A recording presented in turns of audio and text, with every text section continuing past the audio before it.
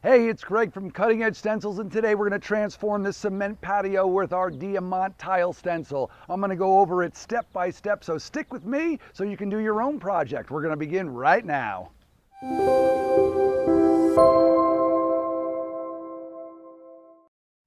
Okay, first step is preparation. We're going to leaf blow this patio, get all the leaves and dust and dirt off. Then we're going to come in and do a little wash on it, but I'm going to start with the blower. Okay, I blew all the leaves off here. Now I'm going to do a quick little cleaning on it. I'm going to use some of this driveway and concrete cleaner. I'm going to mix it with some water, dilute it. Just follow the instructions on the manufacturer's recommendations here. And I'm going to take a brush and I'm going to give it a quick little scrub, let it dry thoroughly, and we'll be ready to base coat. Okay, we're going to base coat, but before we do, we want to mask off any surfaces that we do not want to paint. I've got this wall here. That's what I'm going to do. Just going to use some 2-inch tape, and I'm going to mask this off, and we'll be protected and ready to base coat. Okay, we're about to base coat this cement patio. A couple things I'd like to talk to you about. One, the paint. We're going to use an exterior Ben flat sheen because it allows us to stencil more quickly, because the stencil paint will dry more quickly because it's got a porosity. It's porous, the flat paints. It'll drink up the stencil paint, it'll flash off or dry very quickly and allow us to move on to our next print. Another thing I want to talk to you about is nap of the roller. I would use at least a 1/2-inch nap roller. That's the thickness of the hair or the fur on the roller. This is going to give you a little bit of texture here, but it's going to go into your texture of your cement patio. If you use a roller that's too smooth, you're not going to get into all these little nooks and crannies. One more thing, don't break your back. You take either a broom handle if you don't have an extension pole, and these handles for the roller handles are set up, and you can just screw in your broom handle or extension pole, and now you can do your whole project standing up. Check that out. Look at that, so easy. Let's paint. To ensure that you're going to get right into the edge here, get a 2-inch brush, load it up with some paint, and you can cut in the edge. This will allow you to get in with your roller and get really close with making sure that you get everything into the corner.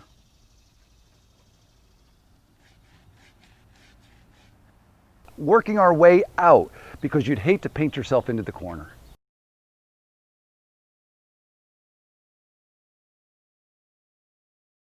Okay, our diamant tile stencil, it has this element here of triangular sections here in between the diamonds. Now we decided we wanted to simplify this patio a little bit, so we actually want to eliminate these triangular sections. So here's an easy way to do that. Just take your roll of tape, and we are going to mask out the triangular sections so they are not stenciled. Can you see what I'm doing here? And just mask these out. So you can modify any stencil you have, simplify them by just isolating or masking out particular areas, and customize your stencil. Okay, we're going to put a little spray adhesive on the back of the stencil. This should help hold it in place while we're doing our stenciling. Any good repositionable spray adhesive should work fine. I've got some right here, some tacky spray. Here's the deal, spray it outside. You don't want to smell this. And just do a nice even coat. Like so. Put a couple of coats on here. I would say 2 coats like this. Then we're going to let it dry for about 2 minutes. It'll become what we call knuckle tack, and that's where it's just tacky enough to stick to the back of your knuckle, but not too wet that it transfers to the surface. Let's get stenciling. Okay, we're starting the project. I like to start in the corner and then work my way out. Let the pattern bleed into the outside edges, because I'd like this to be perfectly lined up in the corners. So I've got a 16-inch repeat on my extra large stencil. So instead of trying to jam my stencil in the corner for the first one, I'm going to do the first one off the edge 16 inches and then carry it out, and I'll save the corner for later when I can cut the stencil, and I'll show you that. So what I'm going to do is measure 16 inches out. I'm going to make a little pencil mark, 16, okay, and I'm going to do the same thing here, 16 inches out, and I'll make a little mark here, and then I'm going to just check this and do 16. So this is my 16 out from both sides. I'm going to put a little X right here. Hopefully you guys can see what's going on here. And then this way, I'm going to place my stencil, bending it into this corner because I want my repeat to start right in the corner. So I'm going to line up the corner of this stencil with this mark here, 16, and I'm going to line this corner up with this 16. And that's going to be my first print. I'm going to bend it in the corner like that. My spray adhesive is helping here, and we are ready to start. Okay, we've got our stencil positioned off the corner. This way we'll be able to start without having to bend in this crazy corner here. I'm using rock gray, Benjamin Moore, flat paint. You can use an interior or exterior paint here, depending on the color. Your exterior paint is going to give you better UV protection. So if I was using brighter colors like reds or jewel tones or something like that, I would definitely want to opt for an exterior version of this paint. We're using Ben, and we are using a flat sheen. I've got a dense foam roller here, and I'm going to load that. And be conscious not to get paint on all of the edges and everywhere. And then we're going to go right in. I got a little heavier load here than usual because I have some texture to deal with. And now I'm going to come in and I'm going to start stenciling. And look how fast, look how easy this is. Let me go back for a little bit more paint. And you want to have a medium pressure in this case.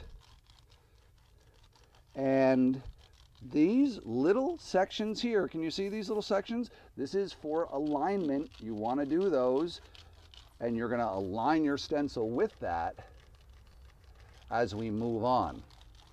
You can use your fingers to push down the stencil a little bit to help get into the corners and edges. Look at that, right in there.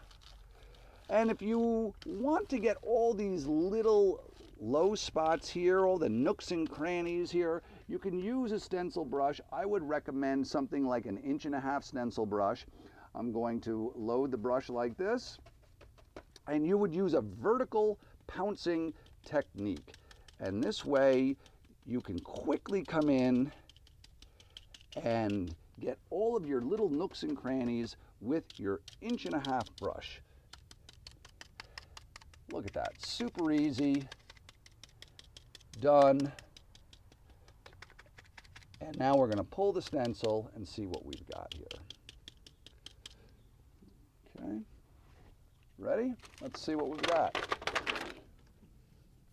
Okay, our registration marks, that's this little triangle here, and that's what it is here. So what we want to do is we want to lay this right on top of that little triangle and line this up with the tip of this diamond. And that's how the registration system works. And then we push this down and we're ready for our next print. Okay, let's continue on with the project. Just a light to medium pressure first. And we'll get right into those edges. Don't forget those registration triangles. That's how you're going to keep moving forward. And I'm going a little bit lighter here. We've got some texture. When you're working on a textured surface stenciling, it's never going to be perfect, but you can get it really nice. And when you look at it from a distance, your eye is just seeing the pattern. So don't worry about a little bit of bleed or a little bit of a rough edge. Okay, let's see. I'm going to grab my 1.5 inch stencil brush in a second here, and I'm going to just quickly hit these little nooks and crannies in the texture.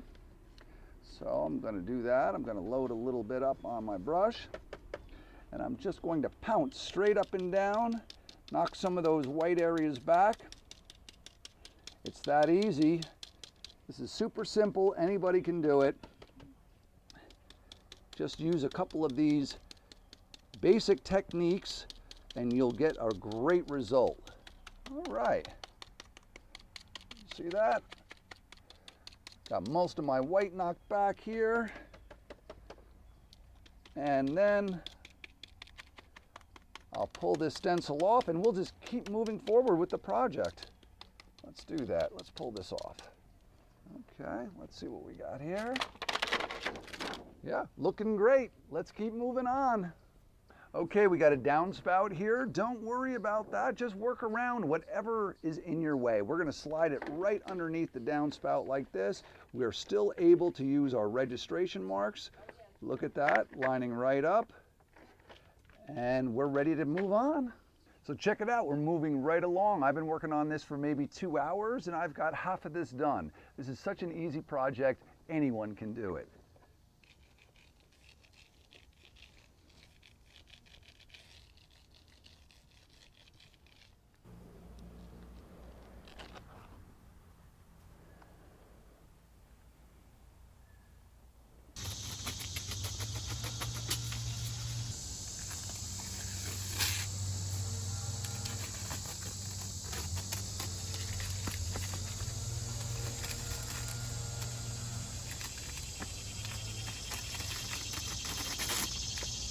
Okay, after you do all of your stenciling, do a few touch-ups. Take your base coat color and a little what we call a fitch. This brush is a little artist fitch and it's very handy. I come in with a little bit and why don't you come down here and take a look. You see how we've got a little bit of an over stencil here? I just take my base coat color and look at that, it's straightened right out. So that's just how easy it is. I'm gonna go around the whole project, do a couple of quick touch-ups before I top coat. Okay, we're done with our beautiful stencil project here, and now it's time to protect our artwork. We want to use a water-based spar varnish. Spar refers to exterior, and what that means is you're going to have better UV protection. It's going to keep your artwork from fading better. Okay, so what we want to do is at least 2 coats of this, and how we do that is we'll use a cut brush like this to do the perimeter of the project. We'll put the clear coat on the perimeter of the project. We'll do 2 coats, then we'll come in with a 1/2 inch nap roller, and we will, with an extension pole so you don't break your back, and we will do 2 coats of our water-based poly.